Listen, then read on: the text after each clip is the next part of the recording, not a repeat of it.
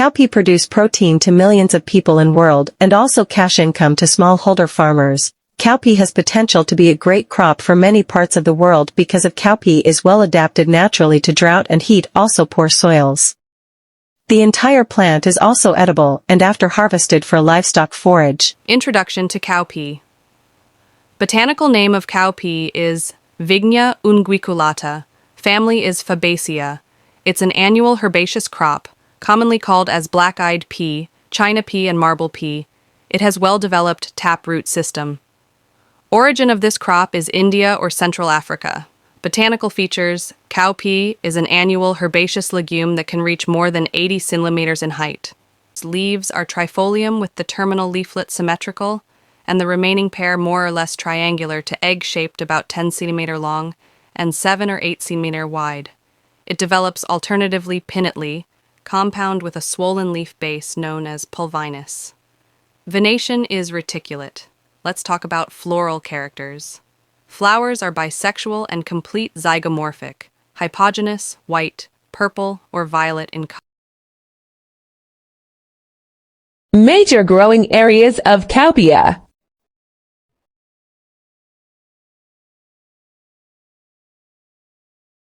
They are Anuradhapura, Puthalama, Kurunegala, Badilla, Rathnapura, Polonnaroa, Badikaloa Ampara, Monargala, Hambanthoda.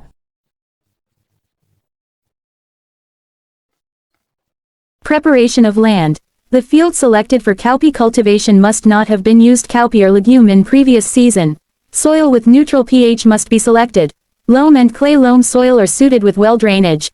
High organic matter content lead to production of vigorous seeds. The land is plowed to 15-20 centimeters depth.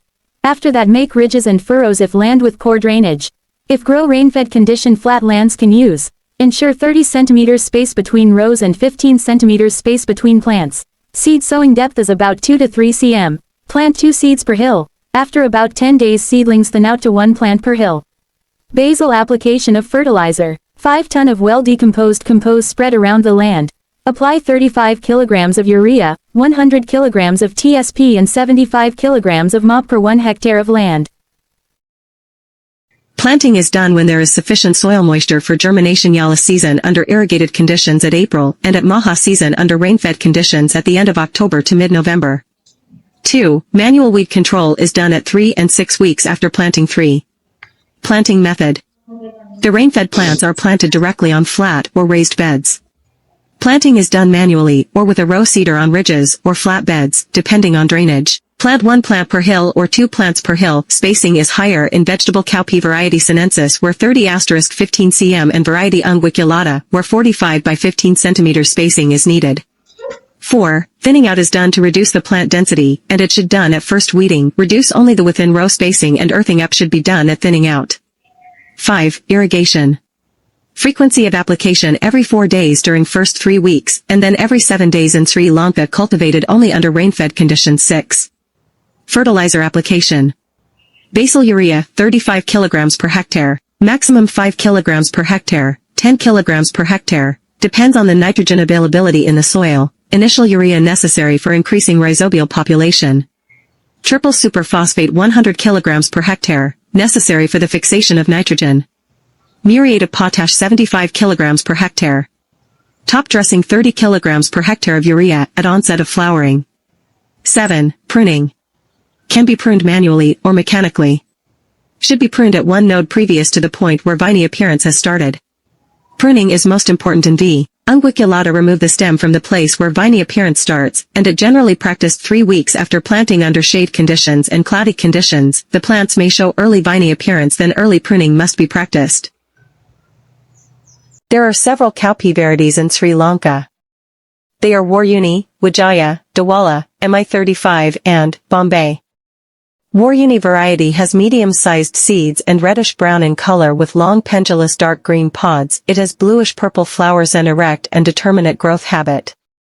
Wijaya variety has large and light brown in color seeds, long pendulous and dark green color pods. Flowers are bluish-purple in color and has a erect and determinate growth that resistant to collar rot disease. In 𝗣𝗹 variety, seeds are large and cream-colored with a black eye, pendulous and green color pods. Flowers are white in color and semi-erect growth habit, suitable for planting in well-drained paddy lands during 𝗖𝗓 season. 𝗖𝗓 variety has small and pure cream in color. Seed pods are borne about the canopy. Flowers are white in color and exhibit semi-erect growth habit, susceptible to collar rot disease.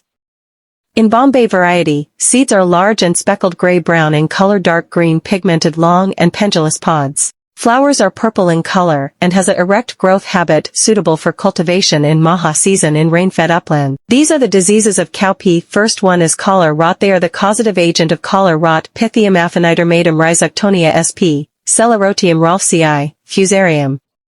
Its characteristics include an oval shape, black lesions having length ranging from 0.2 to 0.8 centimeters, near collar region.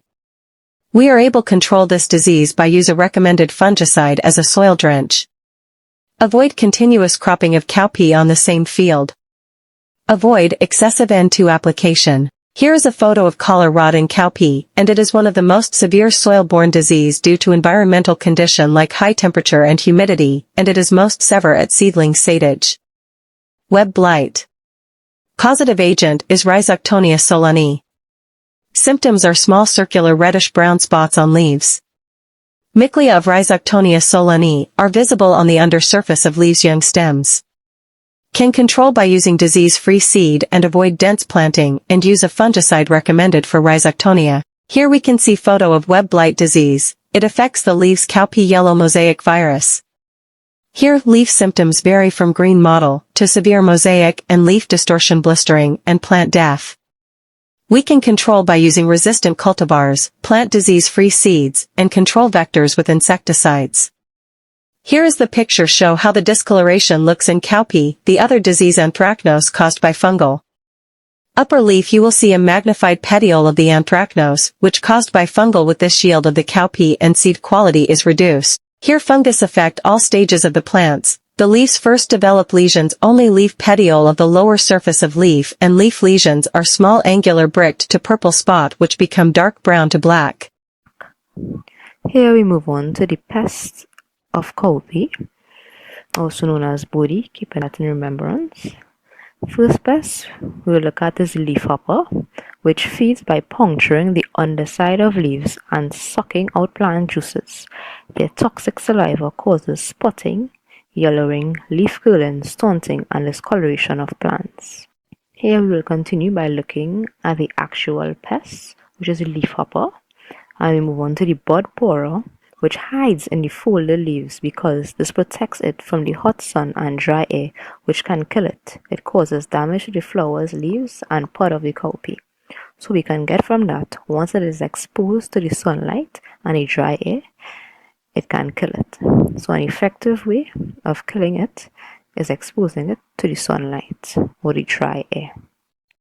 It is also very common to see many small yellow or brown balls stuck to the sides of a damaged bud. The cowpea aphids injects a powerful toxin into the plant while feeding, and when their numbers are high, this can stunt or even kill. Cowpeas are distinguished by their diverse maturity types, categorized into early, medium, and late maturing varieties. Early maturing types, ready for harvest 50 to 70 days after sowing, are ideal for quick cultivation under favorable conditions. Medium maturing cowpeas, taking 70 to 90 days, are suited for balanced growth, while late maturing types, requiring over 90 days, are more productive in long growing seasons. Harvesting is a critical phase that begins when the pods turn yellow and the seeds harden inside. Manual harvesting involves picking pods individually or uprooting the entire plant, which is then left to dry in the sun. Alternatively, mechanical harvesters can be used for larger farms, streamlining the process and minimizing labor intensity. Proper curing and storage are essential to preserve the quality of the harvested cowpeas. Overall, Vigna unguiculata's adaptability and high yield contribute significantly to food security and economic stability in many regions. Proper post-harvest care of cowpea is crucial to maintain its quality, nutritional value, and marketability. After harvesting cowpea, it is important to promptly remove any damaged or diseased pods to prevent spoilage.